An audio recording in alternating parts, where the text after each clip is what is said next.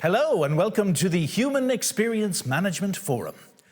Work is changing. You don't need me to tell you that. Where, when and how people work is very different from what it used to be. Remember all this? It's gone. We are entering a new era. Now we can take our work with us, wherever we are. We need to adapt so we can continue to grow, to fine-tune our work-life balance so that work and life can improve. How do we do that? Well, we have three amazing panels lined up for you today to get the ball rolling. Panel 1, build a future-ready workforce. Donald and his two guests will speak about how HR leaders use technology to align business strategy to people purpose.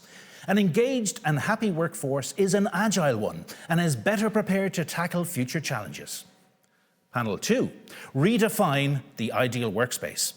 Michael and Jennifer will discuss how important it is to offer BIC employees tools with an experience close to that which they are used to in everyday life, with iPhone apps, for example. Panel 3, grow faster and simpler with automated HE. Kelly will discuss with Dewey from Trespa and Nick from Decathlon about how important it is to lay the foundation of an HRIS system that allows the company to grow with serenity. We have speakers and experts. You can book a meeting with us if you like to have further information. And please don't forget to visit our 360-degree HR department room on our Always On platform for much, much more. Together, we can change work for good and make life better. But before we dive in, let me introduce you to Sandrine Pons and Leila Roman.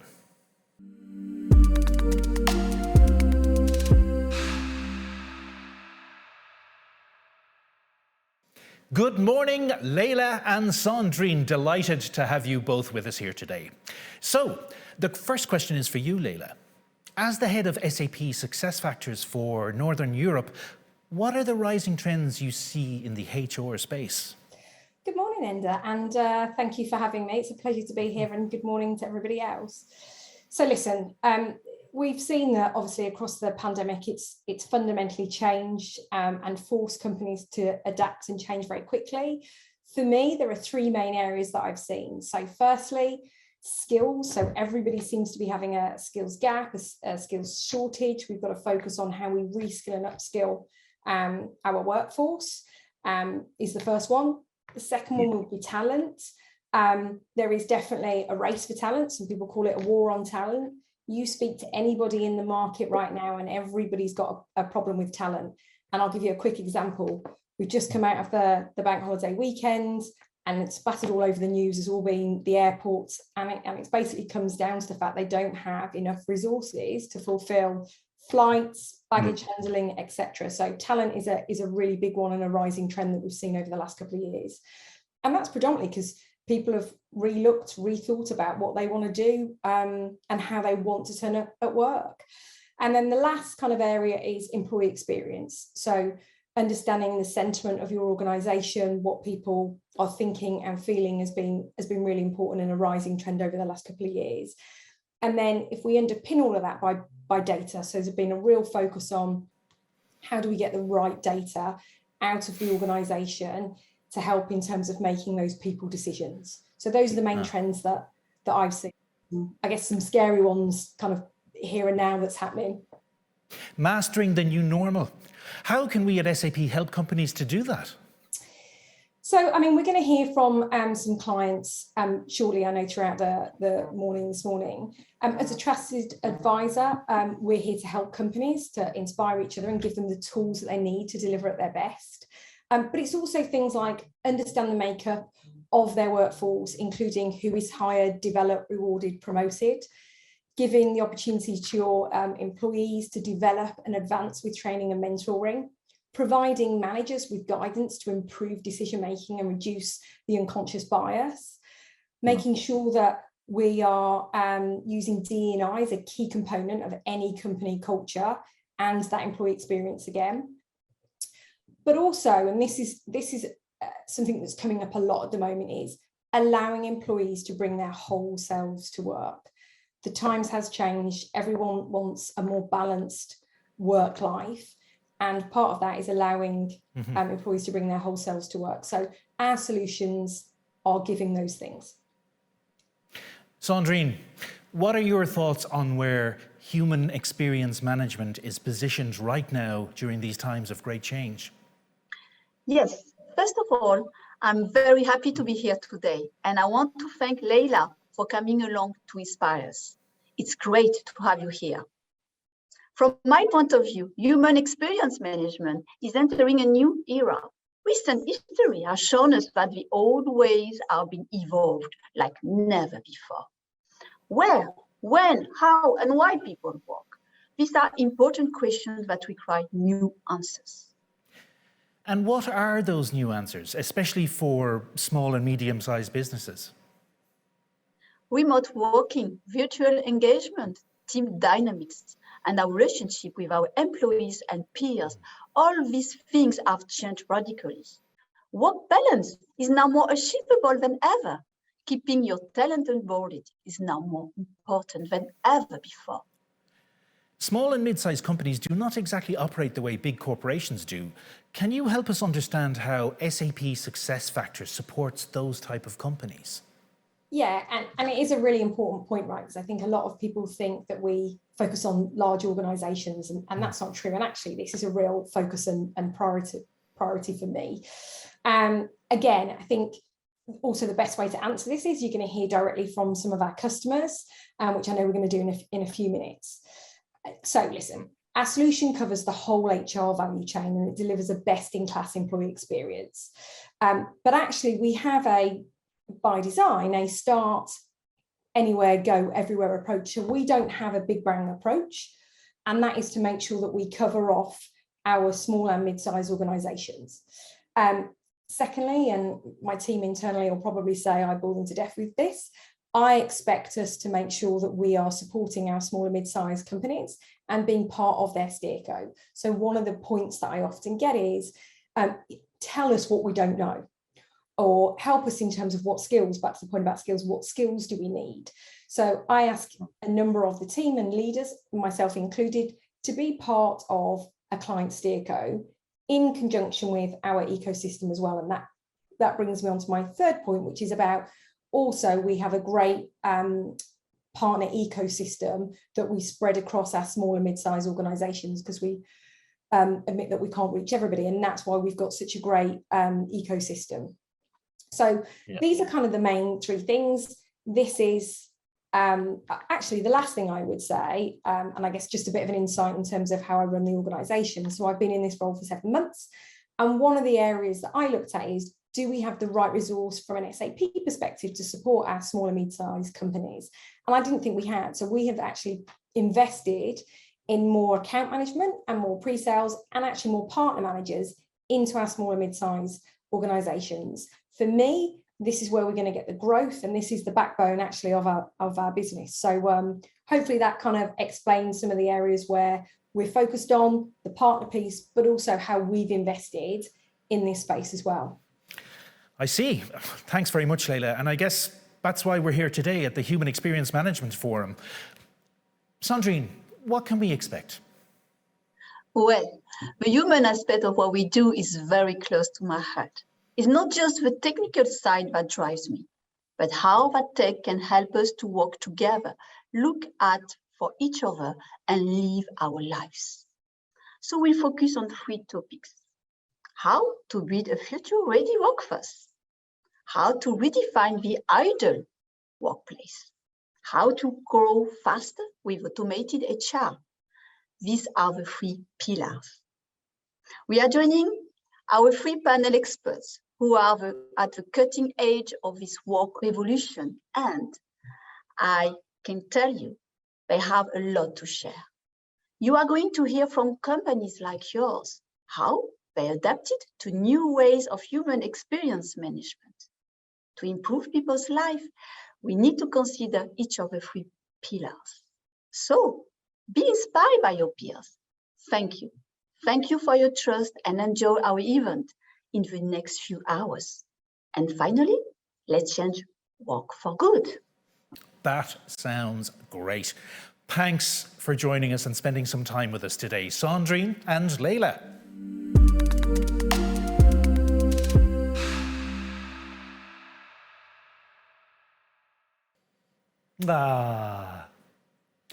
The good old days. I remember how proud my parents were when I received my first degree. But is this enough to overcome all those new business challenges? Or do I need another degree, and another, and another, and another? How can we arm ourselves for those challenges? For our first discussion, we've invited some experts who know everything you need to create an agile workforce. Donald, can you enlighten us on learning, collaborating, and onboarding?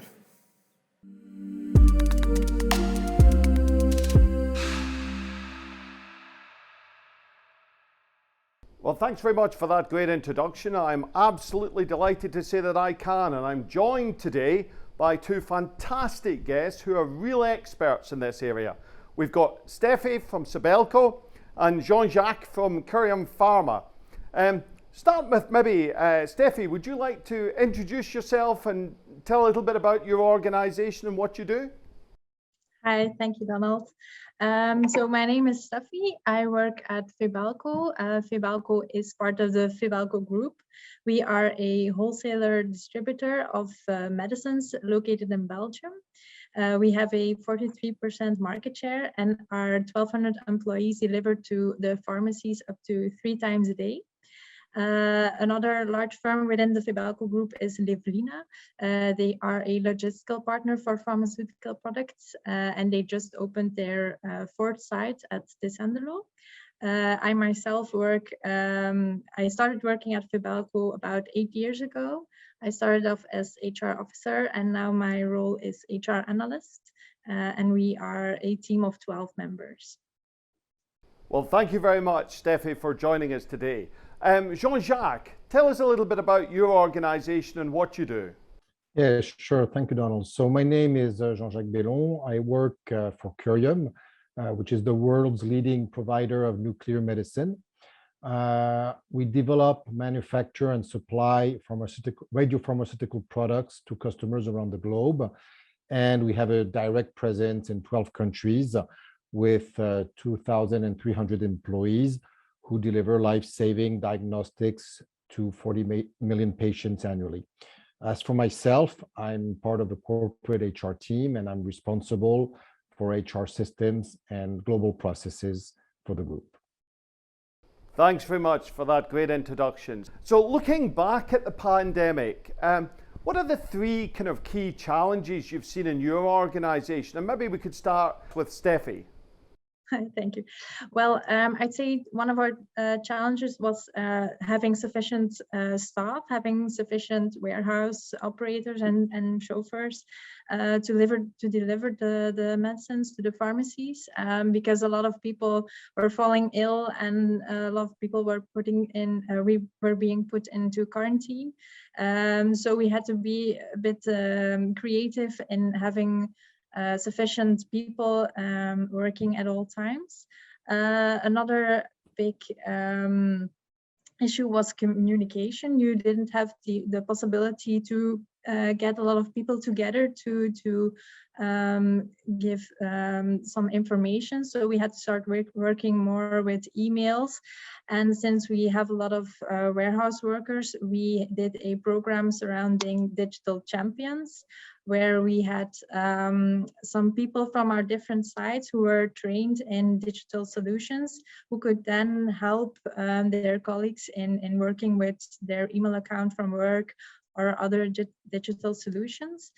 And then we also had a challenge with like a lot of people with starting to work from home. We didn't usually work a lot from home, so we had to get everybody a laptop, get them installed at home, and later on the issues were more of how to get your team together. For example, at our HR department, we started doing like a small coffee break where you were supposed to get the coffee yourself at home, but where all colleagues would log in and we would chat about work, but also about other things, just to keep the team together.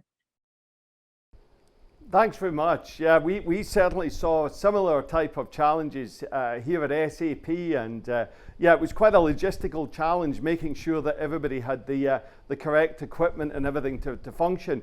What about you, Jean-Jacques? What were your kind of key challenges?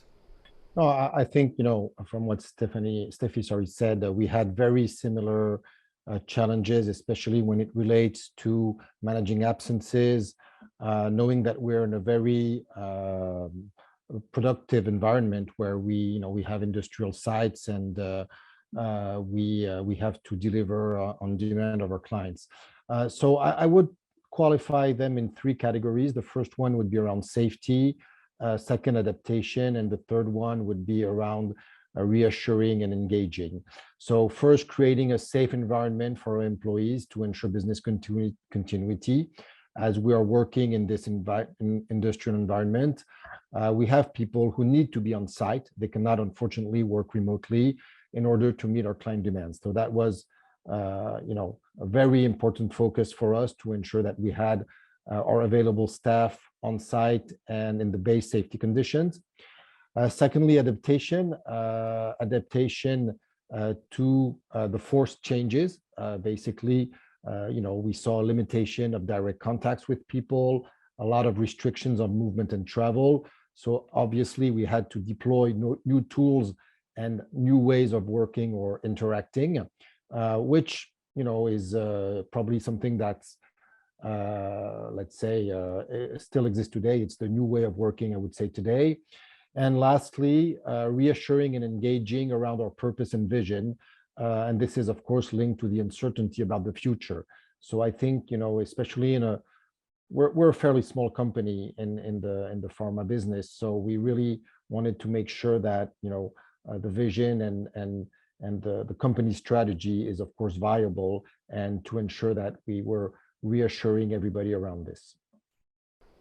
It's really, really interesting, isn't it, as we've kind of come out of this pandemic and we've gone into this kind of hybrid way of working. I did a report in conjunction with one of the analysts just the other week, and they were talking about the whole skills gap, and the reality of it is in the UK we've got more jobs available than we actually have people to fill them, and the issue is around skills, and there's a skills gap, or else we'd have full employment. So looking at this rapidly changing world, what parts does technology play in giving your employees the skills of tomorrow, and how have you coped with that? And maybe Jean-Jacques, you would like to take that one first. Sure. I mean, first, I think, when we look at technology, and I look at it a lot in the HR world, as we've implemented a global HR system in the past 3 years. So, first you look at automation and efficiency. I'm a very big fan of lean management. So the first thing you look at in lean is the areas of waste and how you can reduce that waste. And that applies a lot to, transactional tasks that have little added value. So really it's about looking at those areas of waste, having the right tools that enable people to focus on more added value activities. So I think first it's really about this efficiency through automation. And then we use a lot of technology to have a broader reach. What I mean is that in our company, we came from a very defragmented and decentralized culture. And so through these tools, we were able first to have a more harmonized approach and reach people in countries where they didn't have much input from the group, for example, and we can provide them tools in the learning era, for example. And so we're able, if I take compliance, for example, which is a very important subject, obviously, we're able to diffuse a more specific compliance culture through technology, for example. So it has had a big impact on us, and we're putting a lot of effort into technology in that sense. Thank you. Really interesting, and the use of technology, and specifically what we are seeing here is the use of AI within technology, and we are certainly seeing the same at SAP. Steffi, what about your organization? What are you seeing? Well, I heard Jean-Jacques talk about decentralized culture, and I was thinking that that's also the case for Fibelco. We may be located only in Belgium, but we have different sites all over the country, and we do realize that it's not the same way of work sometimes in one site and it's in the other side. So I do think that technology has as a way or may contribute to getting all the data together, getting all the noses in the same direction, so to speak, to increase the leaders to make sure that they can make the right decisions, and certainly today to get a good feel of what's going on in the company and in their team, about making the employees have the necessary skills for tomorrow. I'd like to add that learning is something that's also very important, and that technology has a way to get the right learning tools to the employees, certainly in this time where more and more things are happening digitally. That was really insightful. As a leader in your industry, attracting and retaining the best talent is going to be key to preparing for your future needs. How do you use technology to get the best of the best and to retain them? Okay, so technology has certainly advantages to get to the right workforces on the markets. So, for example, I think about maybe some introduction films that we use to make it representable to other people what it is that we do at Fibelco, what it is like to be a warehouse worker at Fibelco, for example.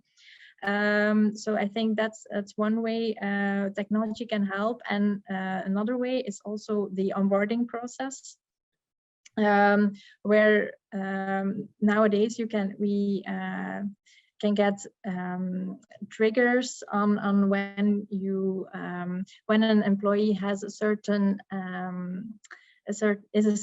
period in the firm, and you can get triggers to your leaders to have conversations or to follow up on people who just started, so that when you get the right talent in your company, you are certain to increase the time that they will stay within your company. Fantastic, really insightful. And just a follow-on question, just a little bit. In terms of recruitment acquisition versus recruitment or talent management, where are you seeing the mix? Is it more around retaining your existing talent, or are you still seeing the focus on bringing in new talent?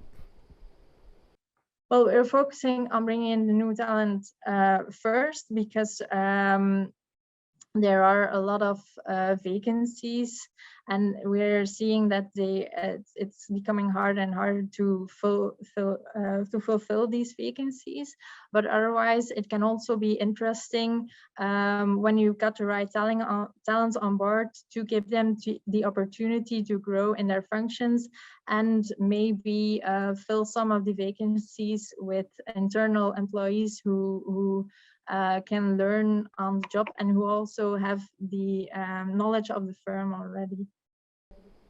Yeah, that's definitely what we're seeing as well at SAP, that talent acquisition in today's environment can be quite a challenge. So upskilling and reskilling of existing talent is really important to us in terms of internal mobility. What about yourself, Jean-Jacques? What are you seeing in your organization? So it's a very sensitive topic, in a sense that we currently have a lot of discussions internally, and actually we have an upcoming global HR workshop to address and focus on talent attraction and retention. I think from what Steffi said, the onboarding tools that we have implemented with success factors, I think they have an impact partly on the attraction because it enables you to have a much quicker process and much more digitalized process. So I think has added value for candidates. And then, of course, it has a lot of added value internally because once the person is hired, as in the onboarding part of the job is done by the candidate, then HR has just to finalize the data entry. So it helps a lot. And I think both externally and internally, it has an impact. That said, I think more broadly, the use of technology for talent attraction, we could do better. We are actually engaging on a big reflection around employer branding and value proposition and determining how technology can better serve this talent strategy.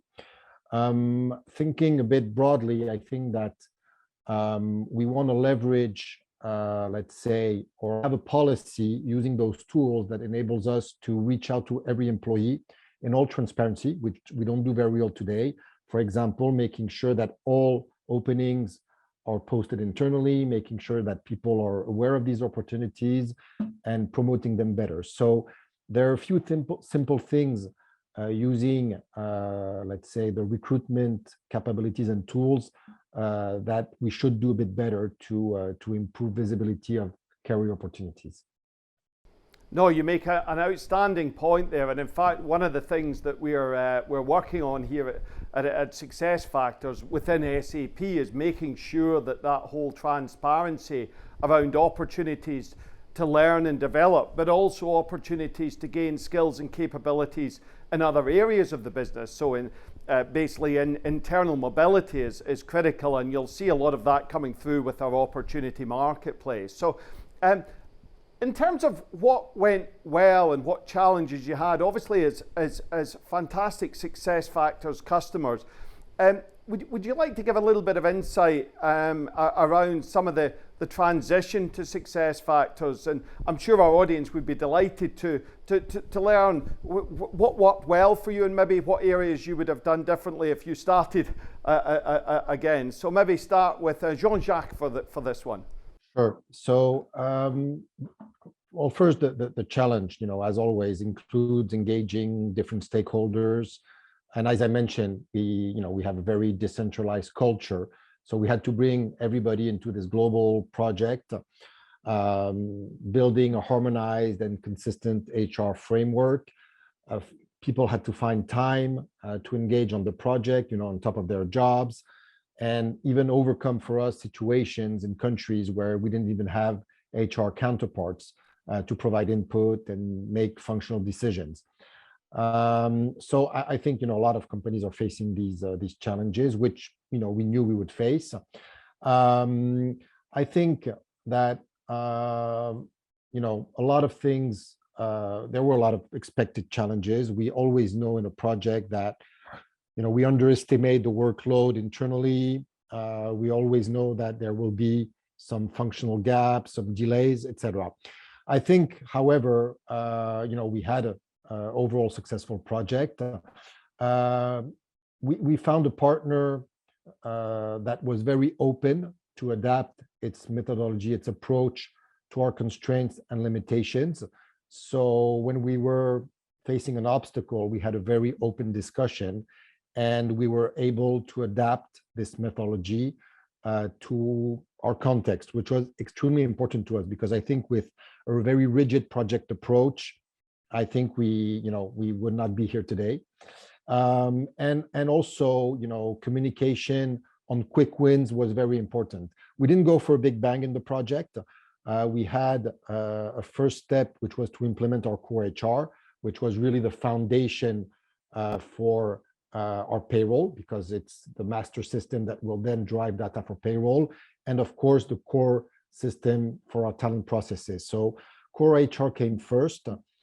Once we were able to communicate on that first success, then we elaborated on the different successes we had. And I think progressively the HR teams and the end users really saw the added value of this project.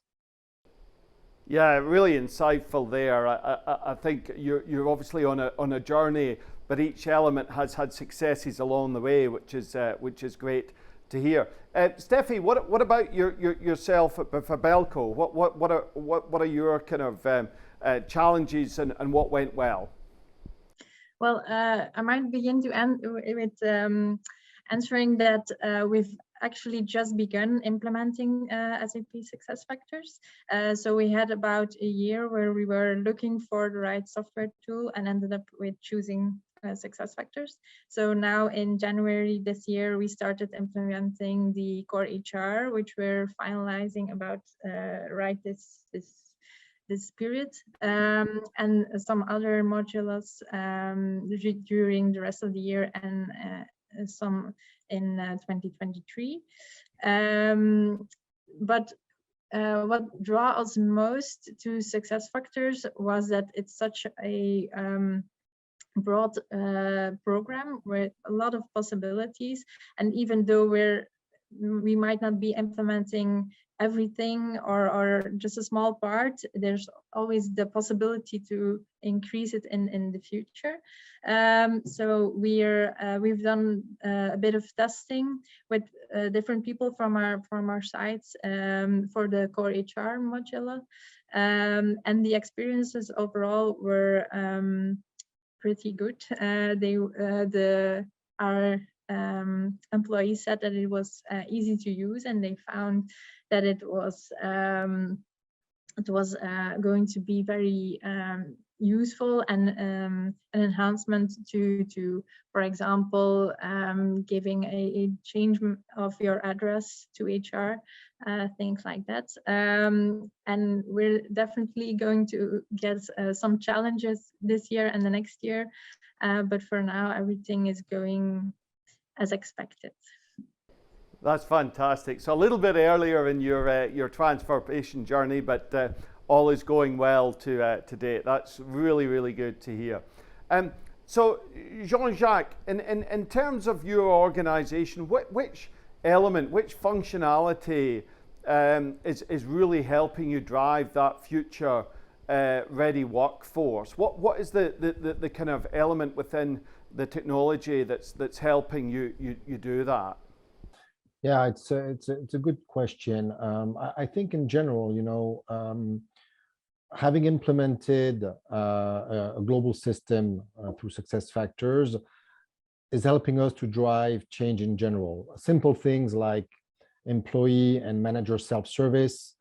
We just mentioned, you know, changing our addresses, managing our own data is a big cultural change for us, because before people just went to HR, asked HR to take care of it, etc. So it helps us to empower more managers and employees. So first, you know, it drives this culture of empowerment through these simple examples.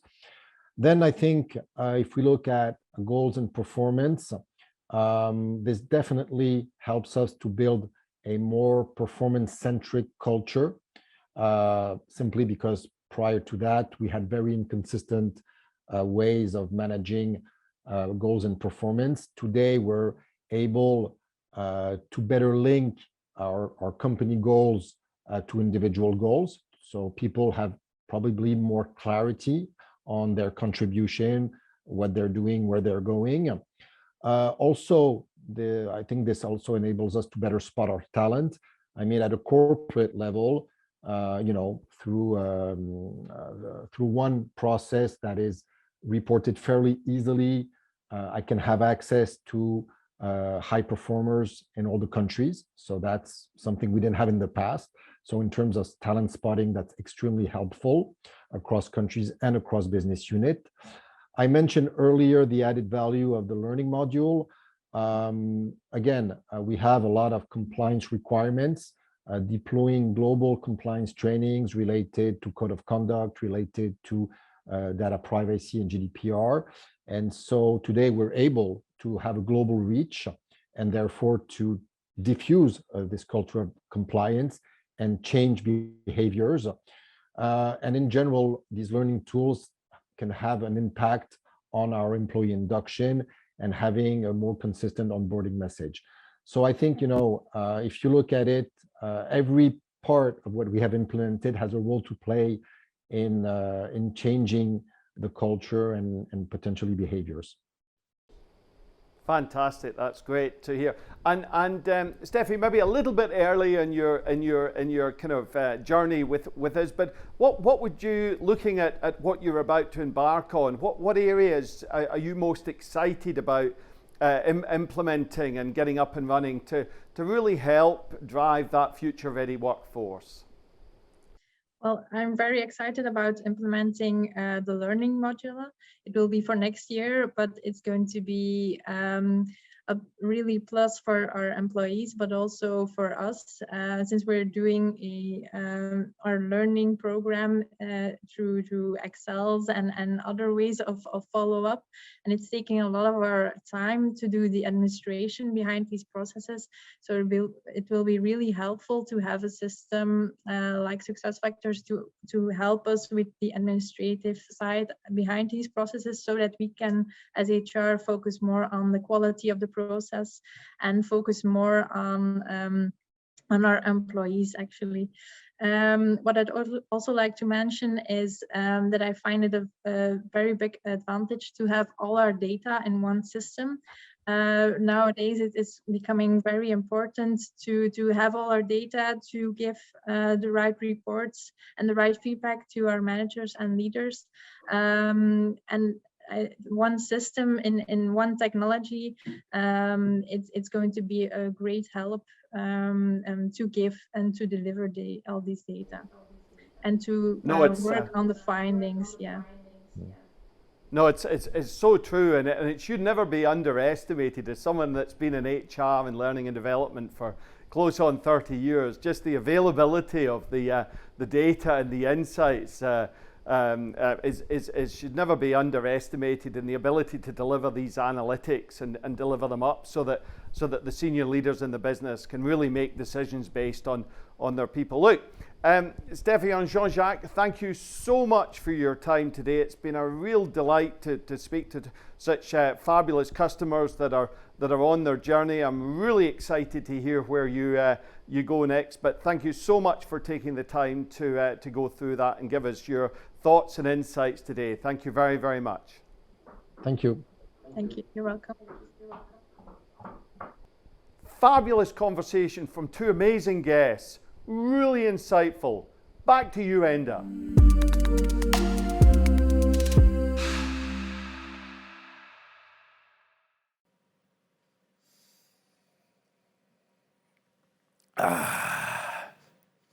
What a life. Creating your ideal workspace by using a phone app. This is my favorite environment. Or sometimes I prefer this one. Or what about this vibe? And the best part is I can access my documents and collaborate with my team and enjoy my whiskey anywhere. So, how can we redefine our workspace to make it even more flexible, fun, and productive? In our next discussion, Michael will talk to Jennifer, the expert in this field. Michael, the floor is yours.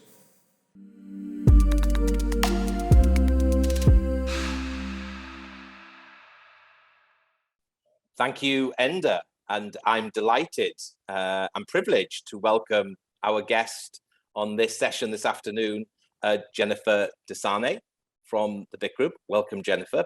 It's a pleasure to meet you. Oh, it is a pleasure to meet you as well. Thank you for having me. No, not at all. So we're going to have a conversation this afternoon about redefining the ideal workplace, which is an enormous topic at the moment, isn't it? I mean, the world of work as we come through the pandemic, I don't think we'll go back maybe to what it once was. I think, the preferences and the expectations of how people work and view work, I think have probably changed forever.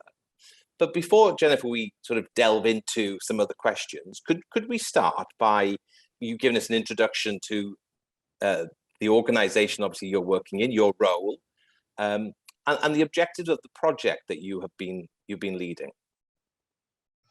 Sure. So here at BIC, we have a very long history globally.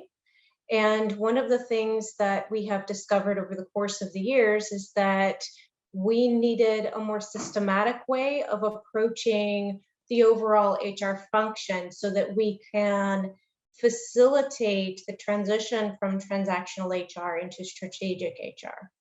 And without the necessary tools and without the processes in place globally to do that, it's very difficult for our HR managers to really put on that strategic hat, especially as the world continues to grow, especially as BIC continues to evolve. It became more and more apparent.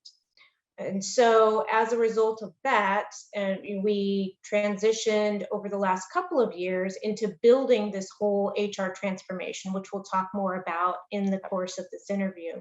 My role in this project is really as the senior systems HR person for BIC.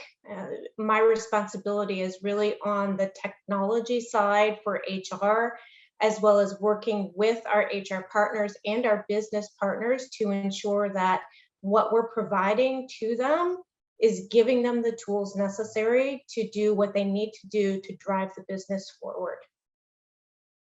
And when I was doing my research, Jennifer, ahead of our conversation today, I was looking at where you are as a group today. Now you're in a number of countries, 58 countries. So you've got that sort of geographical complexity, if you like. But your vision, though, as an organization remains very clear, simplicity and joy in everyday life. But there was something else that I read, which I think very much is then reflective of this challenge that we have to redefine the ideal workplace. It's the ease and delight in the millions of moments that make up the human experience. And I love that. I mean, I'm a customer of BIC, like millions of people around the world. So when we think about, I don't know if we want to call it the new normal, or we want to think now about this new hybrid state, when you take that sort of consumer lens and then you translate that into the organization itself, how has BIC gone about redefining, if you like, what is that new normal? What does that experience look like for your existing employees and those who are maybe not employees of you yet? What does that look like? Could you help us to understand that a little bit? So we have an interesting dichotomy at BIC because, like many of the FMCG companies, which is the fast-moving consumer goods, we have a mixture of factory workers, and we have a mixture of the commercial side. So basically your white collar workers that are either out in the sales field or are doing our more strategic type of things in marketing and R&D and those types of things.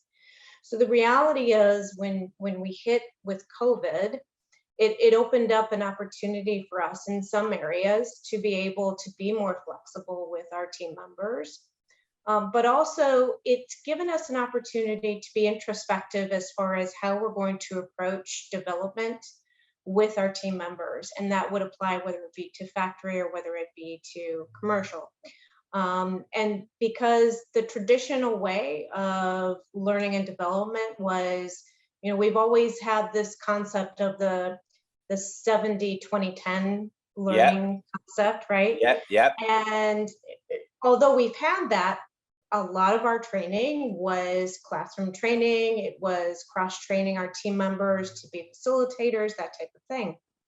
And obviously, when COVID hit, a lot of that transitioned over into, let's think a little bit broader and think about other more inventive ways that we can educate, train, and develop our team members through the use of technology and through the use of things like a more strategic platform of LMS offerings so that our employees can have the opportunity, and we actually call them team members, so that our team members can really look at different ways and different methodologies of developing themselves, because we put the onus on the team member to be responsible for their development, and we will give them whatever tools, whatever training, whatever is necessary to facilitate that. And so it gave us the chance to really look deeper into our philosophy for learning and development. And I think that was one of the core things when I look at it from a human resources and a team member lens. That's where we came as a result of that. And that's where, as we start talking more about success factors and some of the things we're doing with that, it's helping us to get where we need to be on the learning side. You mentioned obviously the 70-20-10. I mean, for years and years and years, it was very difficult actually to operationalize that model, wasn't it? I mean, the capability probably wasn't what it is today. Today, it's a different kettle of fish. I think people's learning preferences have changed. I often talk about the fact that outside of work, we curate our own experiences now. You know, if you take an iPhone as an example, you open the box, you take out the phone, you switch it on, there's no manual, and then you determine how you want to use that phone and how that will play a part in your life. You know, when you're looking at, you know, you've got the competencies, the structures, you've got the model. How are you, may I ask, how are you supporting then the leadership components, if you like, to support the ways of working? Because one of the things, again, I think coming through COVID, I was talking to a HR director who said, we unearthed a new leadership culture as we moved to this more hybrid ways of working. We found that the leaders that were demonstrating empathy performed really well. Maybe those that are a little bit more task-driven maybe didn't perform as well. But one thing they definitely learned was we can't succeed without that leadership capability, without that leadership support, without them really championing the way in which this experience is manifesting. What does that look like across 58 countries, you know, in the big group? Well, I would say that from a leadership perspective, it's basically, and I hate to use phrases, but in this case, it's walking the talk, right? So it's ultimately, yes, we've taken a stance where now a lot of our teams are all on Teams. So we're doing these virtual communications on an ongoing basis, but there's also that understanding that we still have to have that connectivity as a leader. There are very interesting dynamics when it comes to the communication virtually. And I would call it like a body language for the virtual world. Okay. And I think that part of that is helping leaders as well as team members understand the body language when it comes to virtual communication, because I could be sitting here on this meeting right now, and in the background I could have 5 people trying to get my attention, or I'm typing something else while I'm actually having this conversation. And so it's walking the talk and understanding that we have to be present when we're engaged with our team members.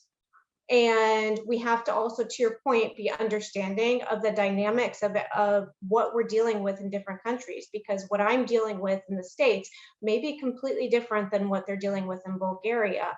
Yeah. And so leaders really have to stay, in some ways, more in touch with their team members than they did before. And that is a bit of a transition for sure. Yeah, no doubt. So what we've observed, I think, is that retention and attraction of talent, in many cases and in a lot of industries, has become a strategic imperative. People have made different life choices, you know, in terms of how they want to work or what work looks like for them. And I think certain industries, I think, have suffered more maybe because of what that industry drivers are. So I'm just very interested, you know, what is your context that you're looking at as you're moving forward in terms of that attraction, that retention, that growth? Yes, I don't see our turnover being any more or less than it was before. But what I will say is, from a recruiting perspective, what you will find, and again, this is very focused on different functions, is what you will find is that, to your point, people have kind of evolved, I would say, not really changed their minds, but they've evolved as a result of the experiences we've had over the last couple of years, and made the conscious decision that there are enough companies out there that will accommodate my work-life balance, that I don't necessarily have to settle for I'm coming into the office every single day. That's the reality. Yeah. And if you are not, as a company, willing to accept that as a way of working now, then it's going to be a bit more challenging to bring on those talented people, Yeah. because in many cases, the talent you're looking for, those are the ones who can sit back and really choose where they want to go and what fits their work-life balance. Now, obviously, there are people, and we found this through COVID, who are much more functional, much more happy being in the office environment and coming into the office every day. That's where they thrive. Yes. And being home was not the best situation for them. But from a recruiting perspective, it's really important as you're interviewing and as you're putting together, where do you want to go with your skill set? How do you, obviously, if you're recruiting for either one, you're recruiting because you're replacing somebody, and or what you're trying to do is upgrade your talent level from what you have today. Yeah. And if you don't have a right mindset of who you're looking for and what they're looking for, you can put yourself in a bit of a bind. So I would say it has given us the opportunity to think a little bit differently on how we recruit and where we're recruiting, specifically where we're recruiting. Because if we're sitting here saying, I can place this position in this country because I have the ability to do these Teams meetings, I don't have to travel every week to go to this country, et cetera, then it opens up more opportunities from a recruiting perspective. So it's a question of, do you want to be more constrictive or not?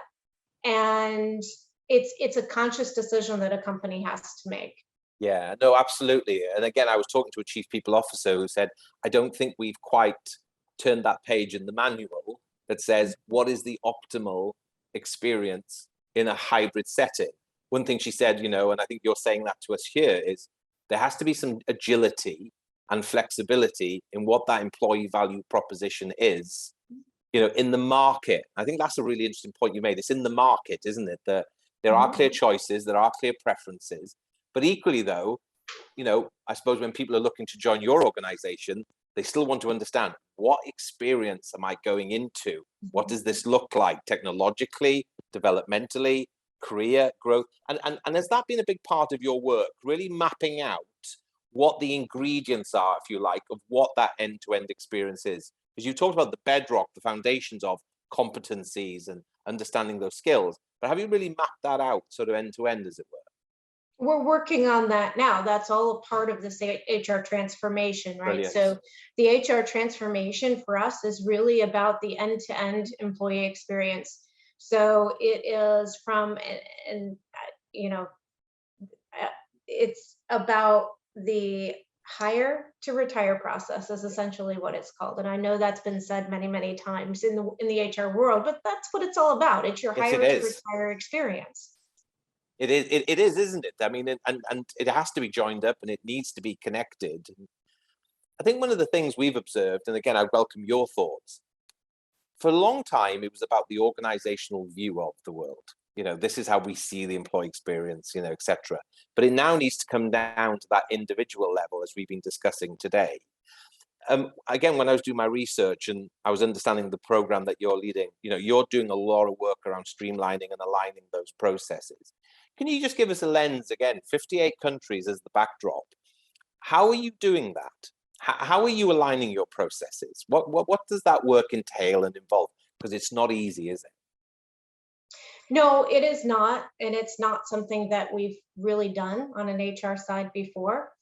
And so it's important to understand that we're undergoing not just a system transformation, but we're also undergoing an HR shared service transformation. So within the past couple of years, we have started building an HR shared service team in Sofia, Bulgaria, and then another one in Mexico City and Brazil. And so the point of the shared service team is they are BIC employees. And what they are doing is they're taking over transactional opportunities within what we call our Big Seven. Okay. So the only reason they're called our Big Seven is because that's where we have the most team members. Okay. So they are responsible for those 7 countries from a transactional HR perspective.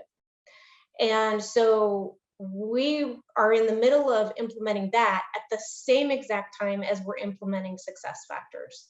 Right. So it's an enormous amount of work. There's a lot of knowledge transformation or knowledge transfer that has to occur between the local HR and the shared service team members, because they are big employees, but they're not familiar with those country processes and what's going on in country. Of course. So they're having to tackle all of that. In the meantime, the only way we can satisfy the needs of the other countries is to provide them with a system to be able to do it. And that's why we're going, down the path of success factors. So the processes that the shared service team is doing for the larger countries, those processes will be the same processes for those smaller countries. And you have to make a decision when you're implementing a system on a global basis, is how much of that system is going to be customized and localized, and how much of that system is going to be global. Yeah. We made the decision that the system was going to be global because the problem we've had is everything was localized. Yeah. So we're trying to transform into this global atmosphere where we have some standardization between countries on how we do things. And so that was the decision we consciously made at the very beginning of the project. And if I may, not to make assumptions, there are many obvious reasons, aren't there, for doing that, right? It's that consistency of data, it's the consistency of experience. So if somebody moves from one part of BIC to another part, it's the same. Are those some of those key drivers for you as well? Absolutely. They're big, aren't they? Yes, absolutely. I mean, if you think about things like the annual merit process, obviously there are different requirements. You have the CIDIO in Brazil that are legally controlled, but at the end of the day, we have an annual process. And if you don't have a standardization, it is next to impossible on a global basis to do what we need to do from a strategic perspective with our remuneration. So that's one example. Another example could be things as simple, and you would think it is very simple, as headcount. Headcount, it is not as simple as it sounds, especially when you don't have a system. Correct. So at any given time, if I have someone from leadership saying, I want to know how many people I have and what kind of contract they have, and if I don't have a global way of reporting it and I don't have a global system to report it, those go hand in hand. Yes. I can't provide the data that is necessary at that point because we're all over the place, and we don't want to be that way. We want to be able to provide consistent, on time, accurate, simple information whenever it's needed. Yeah. And that's the organizational expectation, isn't it? But again, coming down to that individual level, I don't think people look at technology the same way anymore. I think you said it earlier on in the conversation. People want to have the capability they need to do the things that they need to be able to do when they want to do them. We're in an always on, aren't we? And I think, would you agree that that's the expectation today? It's almost, that's the table stakes, isn't it? Outside of work, I can do everything. I can do everything, right? I consume, it's a digital experience that I design. Would you say that that's the sort of mindset with BIC as well? Absolutely. And we're looking more and more toward things like mobile applications for our managers and even our team members who are on the go, constantly on the go. It's the way of the world now. Yeah. And it's funny because in our factories, obviously they don't have necessarily access to computer systems in the factory when you're operating on a machine. But we can provide them with tools like a mobile application where they can go in and they can view their information at any given point in time. They can change their address or do whatever they need to do. And I think sometimes in some leaders' minds, and I'm not saying at BIC, I'm saying in general, the thought process is, oh, well, they work in the factory, so they don't need it. Reality is they're using their mobile for their banking. They're using their mobile for Google or whatever it may be. Yeah. They're actually very intuitive when it comes to those types of things. And to say we won't do those processes or those systems with factory folks is, to me, very short-sighted. I agree. Because we can give them so many opportunities through something as simple as a mobile application. And so we are going in that direction for sure. Wonderful, wonderful. I think that's great, you know, and I think this is why this redefining, this reimagining, this getting almost back to the psychology of what does a human being need in the workplace day to day to be successful. And I think that's the big question. And obviously capability that we use every day, whether it be mobile or whatever, that is what helps us to execute. That's what helps us to get the things done. These processes aren't in flight for fun. They're in flight because there's an end outcome that we really want to execute and get better at. So I'm conscious of our clock and I don't want to be told off for running over time. So if I may, I want to, like, if I could leave you with just one question. For the people who are watching today and listening, you're going through an enormous change as you've described, right? It's not just a technology transformation. This is about process, this is about behavior, this is about knowledge, about standardizing. You're going through it now, but if there is one or two lessons learned already that you are reflecting on and you would be willing to share with others, what would they be? I would say the first one would be never underestimate the resources required to do a transformation. I think it is very easy to say on the surface, this looks like a big project, but we can manage it, 50% of your time here, 50% of your time here. Yeah. That is not the case. And if you do not have the resources, then you will not be able to meet your deadlines. It's going to become an enormous stressor for your organization, and you want to avoid that. So try at a minimum to really look at what your end state is and really build the resources around it. Not just, and this is important too, not just for the project implementation itself, but also when you go live. Yeah. Because there's a whole body of resources that are required to get this, to sustain it. Yes. Not only sustain it, but then look at opportunities for further enhancements, etc.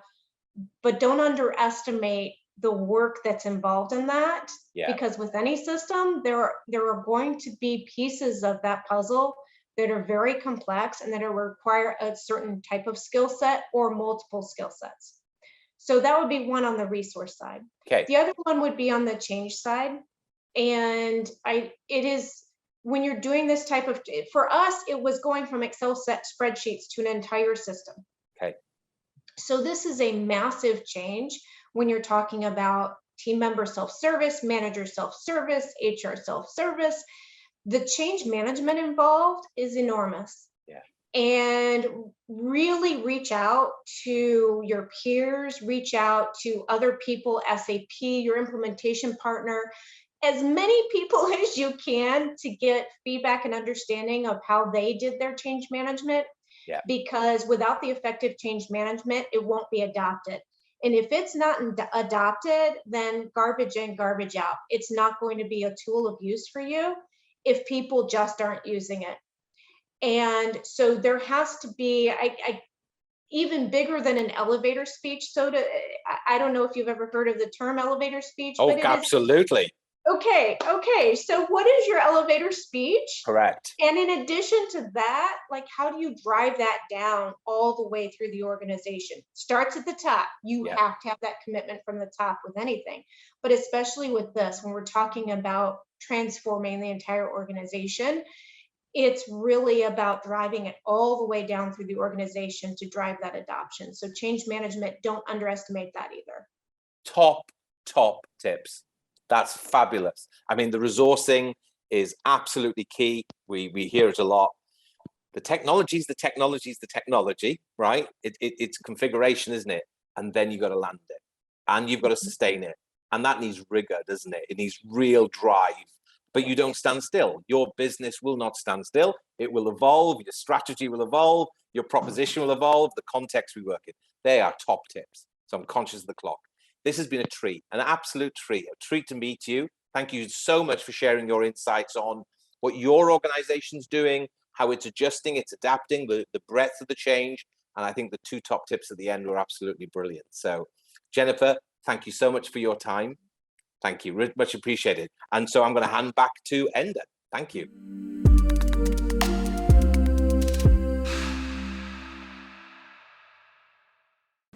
Too often we're burdened with mundane, repetitive jobs.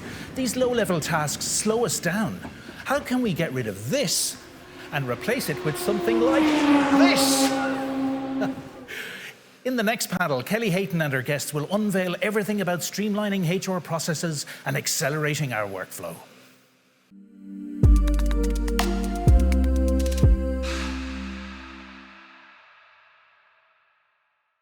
My name is Kelly Hayton, and I'm a HR and Payroll Solutions Specialist at SAP SuccessFactors.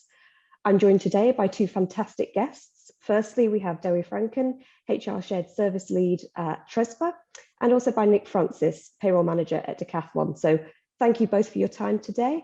And I'd like to kick off the discussion today with you, Dewi. If you could please describe your role at Trespa and a bit more about the organization as well. Yes, thank you so much, Kelly. So my name is Dave Franke, working at Trespa International for almost 2 years in the role of team lead of the HR Service Center, and also have been in the role of project manager to manage the SAP SuccessFactors implementation. So something more about Trespa. Trespa International is a leading innovator in the field of architectural materials. We are founded in 1960, and we develop high quality panels. All of our products are manufactured in our headquarters in Weert in the Netherlands, and we deliver our products in more than 80 markets, and we employ for over more than 650 employees. That's fantastic. Thank you. And the same question to you, Nick. Tell us a little bit about yourself and a little bit about Decathlon. Thanks, Kelly. So hi, everyone. I'm Nick Francis, payroll manager here at Decathlon for about 3.5 years. Payroll 20 years plus for all my sins. Decathlon UK, we have 51 stores, about 1,700 staff globally. We're the largest retailer, sporting goods retailer in the world. 100k staff, 60 plus countries, 1,800 stores. So very large in the world, not so much in the UK at the moment, but we are building something quite big here as well. That's lovely. Thank you, Nick. Back to you, Dewi. Trespa's journey began 60 years ago. You quickly became a global company, as you said. How did you manage to build a HR practice that could support this international expansion? And secondary question, did technology play a role in being able to expand to that extent? Yeah, so it might surprise you, but I wasn't there 60 years ago. However, I can also, of course, answer this question related to the phase that we are currently in. I think what plays an important role within the phase that we are now with Trespa is that we would like to align our HR strategy with our business growth strategy. So in order to do that, we wanted to facilitate a growth culture, a high performance culture. And we were in need of the right technology to do that, the right IT infrastructure for that. So we are now currently implementing our new HR service delivery model. We are professionalizing processes. We put managers at the heart of the people agenda. And we think that the implementation of SAP SuccessFactors will enable this to structure and also embed this new way of working within Trespa HR. That's great. Thank you for the insight there. Nick, in a similar way to Dewi, I know Decathlon is going through that journey of transformation and technology at the moment. Do you have any advice to companies who are going through a similar journey, and what are your learnings from the project?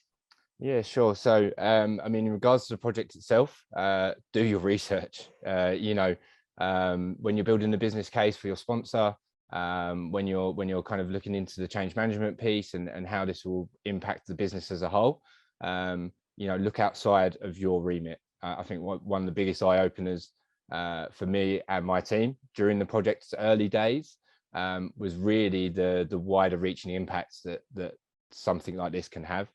You look at it from maybe a payroll, HR, finance sphere, But then when you reach out, it kind of has tendrils in everything you do as a business, especially for us as a retail organization. You know, things like the time and attendance has massive impacts on all sorts of reports that we run, not just in the UK, but what we report back to our parents in France. You know, there's a ripple effect that you don't always take into full consideration when you set out to do this kind of project. And engage stakeholders, you know, really engage as many people as you can, because you don't want it to be a surprise. And change is a really difficult thing to kind of push on people. You know, if you just drop it on them, it will not go down well, whether it's good or not. You know, you will get resistance to that change. So again, probably something that we didn't take into consideration enough early on, but then we put someone full-time in that role, and it massively greased the wheels of the entire project. You know, we roadblocks that we saw from managers, because we had a tradition of managers kind of being their own bosses, slightly siloed. Each kind of retail store were kind of allowed to do what they wanted for a long time. And we were trying to drop kind of frameworks and rules in place for them to follow. So, you know, the change management was really important to get them on board.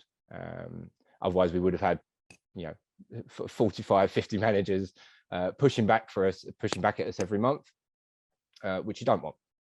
So that was probably two of the most important things, you know, the engagement with the staff, and researching the impacts and the real stakeholders throughout the organization. Another really important thing, our sponsor really pushed us to deploy as early as possible, which we did in 6 to 8 months. So we've done the full suite of success factors, including ECP, inside 8 months from contract signing. It's incredibly stressful. I would suggest that you push back to your sponsor unless you don't really enjoy your evenings and weekends. Yeah, you know, be realistic about it. We did it, but it was incredibly stressful for the core team. So yeah, be realistic. But other than that, enjoy it. You know, it's a good change. It's something that should be positive. You know, really try and extract that positivity and feed it through to the rest of the company, because if you generate that good feeling, you know, the deployment goes so much easier. That's great. That's a really honest and yeah, a really honest perspective on what an automation project looks like in the real world. So thank you, Nick, for sharing that. Zoe, I can see you nodding along to Nick there on that change management piece. And I was just wondering if you could share anything from your experience of change management at Trespa that could give the audience some insight. Yeah, for sure. Yeah, I can really relate to what Nick's saying. So I think change management was something that we knew from the beginning was really important within the project. So we had some tools to create like a good environment to manage the change within the organization. But after a few months, we were thinking, okay, but it's never enough. You really have to focus on the change management. Like we had a sounding board, like a group of managers who were helping us during the implementation with making the right choices, but also to, of course, keep them with us and to make sure they will be kind of ambassadors within the organization. But I think what we have experienced is that we've done so many things. So we're not only implementing a new system, a new HR system, but we were also implementing a new model, putting managers at the heart of the employee processes, but also to make sure that the employees will take the ownership of their own data, their own processes. So it was such a big change, and we did it in like 1 year, and we're still implementing some modules, but like the core, we did it in 8 months or something. But it was even too fast, because it was not about the system what went too fast, but it was really about the processes and to keep the organization with you very closely. That's really interesting, Zoe. It sounds like both you and Nick experienced the very same thing around bringing that manager and employee journey together to take the organization with you as you sort of automate HR. So the final question for you, Zoe, As a HR practitioner, having gone through this incredible transformation, what one piece of SuccessFactors functionality or which product would you really say has best helped your organization run faster and simpler? Yeah, so I think for me, it's not one piece, but it's the fact that SAP SuccessFactors covers the full process from hire to retire. So we wanted to have professional, integrated, and compliant data.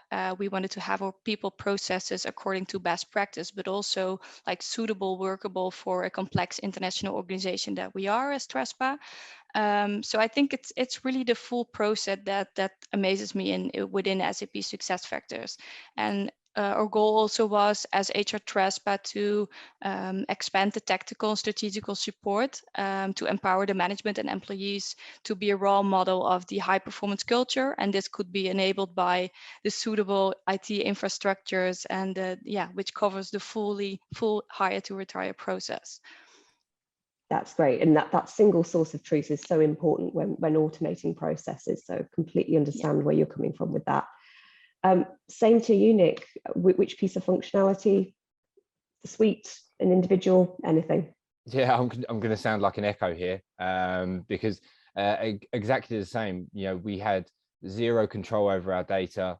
We didn't know what individual sites were doing.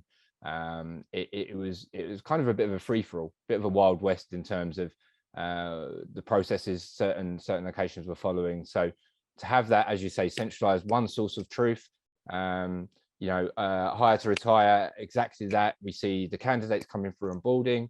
You know, before we had this system in place, our main source of recruitment filing was people coming into store and dropping off their CVs. So, you know, to move to an automated system where we can follow someone's journey right from visiting our jobs website, following that journey through even onboarding into their job, their job history, you know, linking their KPIs and performance to the remuneration decisions. It's a full package. We now feel like we have control over our back office function, and that enables the leaders to make really more strategic decisions based on what the company is doing. You know, they can see the financial data, they can see the HR data. It's all in one place. Hopefully, the decisions they make are then based on better information. That's great. And it's so nice to hear two customers from very different sectors effectively agreeing on the sort of value of the full suite experience. Thank you both for your insight in the questions so far. And before we leave everyone today, I'd just like to hand over to maybe you, Nick, first, to maybe share with the audience some insight or some thoughts about something that we've not already covered in the discussion so far. Yeah, sure. So another thing kind of linked to the project that I'd like to share, obviously that we know the technology is fantastic, but finding the right partners to work with, I think that's a really important topic to broach with people, finding the right PM, finding the right implementation partners. You know, every project is different. You've got to find the people to work the best with you as a company, with you as a person. There will be difficult times, without a doubt. There will be difficult decisions to make, and the better the relationship is between yourself and the PM, between yourself, the company and the implementation partners, the easier those decisions become. So yeah, take your time, you know, interview companies and people. If you're going down that route, it does really pay off in the end. That's really good. It's about finding that trusted partner to ensure that the project is ultimately successful. So thank you, Nick. Dewi, over to you. Is there any piece of insight that you'd like to share with the audience today? Yeah, for sure. So I think like moving from the traditional organization, HR organization that we were, moving to a new HR service delivery model with ownership from the employee and the manager. Something that really came to us was not only change management within the organization, but also really within the HR department, and then mostly in the HR service center. So we went from a really operational administrative role to leading the processes. So I think we were always thinking about how we would like do the change management thing with the employees and the managers, but for us it was really important as well to focus on that. And I think that's something that we've been doing during the project, and we kept really close to each other. And we would like to mention, like, okay, I'm not in today because it's overwhelming or whatsoever. So we're really honest and straightforward about that, and I think that's something that really made our project a success as well. We kept close as a team, even if the change management part was such a big thing as well for us. No, that's fantastic to hear. And ultimately, employee wellbeing also includes the HR team as well. So it's fantastic to hear that was considered as part of the project as well. So thank you both for being honest and insightful today and sharing your knowledge and experience with our audience at home. With that, we're going to be wrapping up the panel discussion for today. I certainly learned a lot, and I'm sure the audience at home have also got many points to consider as they either begin or continue their journey to automating HR. So with that, goodbye and back to the studio.